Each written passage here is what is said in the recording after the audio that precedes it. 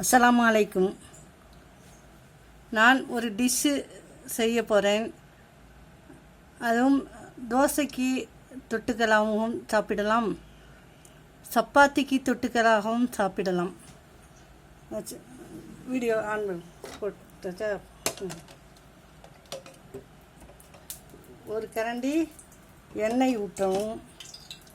இதில் வெங்காயம், பல்லாரி வெங்காயம், குடமிளகாய், பெரிய பல்லாரி வெங்காயம் 1, குடமிளகாய் 1. முதலில் வெங்காயத்தை வதக்கவும்.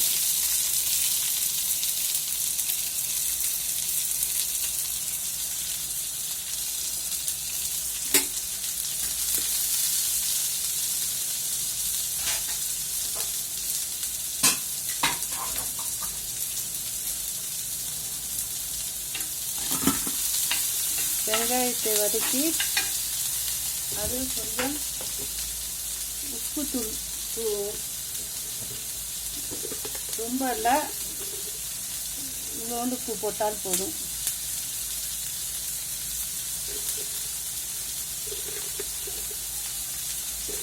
தேவையான உப்பு போடவும். போட்டதுக்கு பிறகு வெங்காயத்தை வதக்கி விட்டு தோசைக்கல்லிலேயே, தோசை சுட்ட அதே தோசைக்கல்லிலேயே அவசரத்துக்கு தோசைக்கு சப்பாத்திக்கு டிஷ்ஷு தொட்டுக்கலாம். அடுத்தது குடமிளகாய் நைஸாக சின்ன சின்னதாக அரிஞ்சு வைத்து கொண்டு அதில் அது மேலே போட்டு பல்லாரி வெங்காயத்து மேலே போட்டு வதக்கவும்.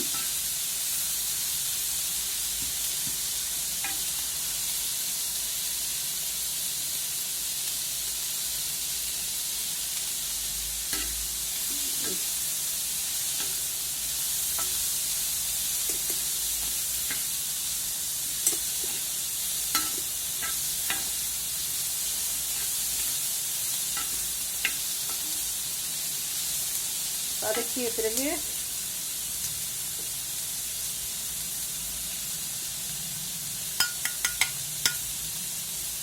ரெண்டு முட்டை அதில் போடவும். தேவையான 3 முட்டை கூட போடலாம். நான் 2 முட்டை போடுகிறேன்.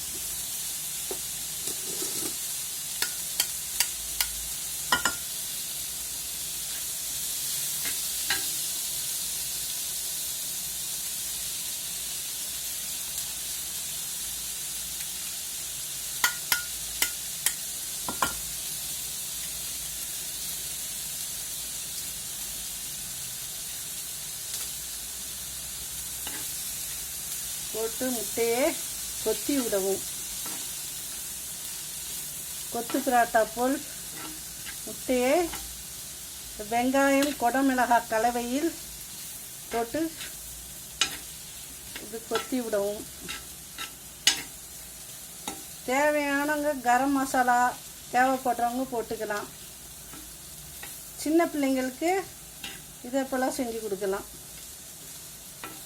உரப்பு தேவையில்லைன்னா இந்தமாரி வெங்காயம், மிளகாய், பச்சை மிளகாலாம் உரைக்கும்.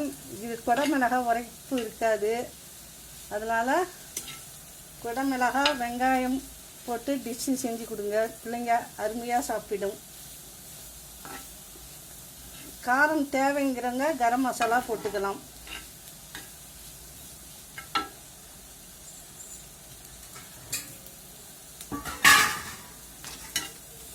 வதக்கியாச்சா, அது ஒரு டிஷ்ஷு.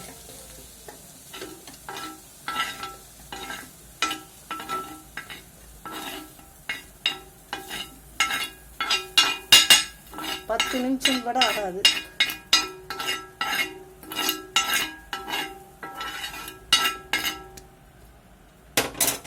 இவங்க இந்த தோசைக்கு டிஷ்ஷு, அருமையான டிஷ்ஷு, சாப்பிட சூப்பராக இருக்கும். சட்னி அவசரத்துக்கு செய்ய முடியவில்லை என்றால் இப்படி டிஷ்ஷு செஞ்சு சாப்பிட்டுக்கலாம். இது குடமிளகாய், வெங்காயம், முட்டை, இது தோசை. சாப்பிடலாம். அஸ்ஸலாமு அலைக்கும்.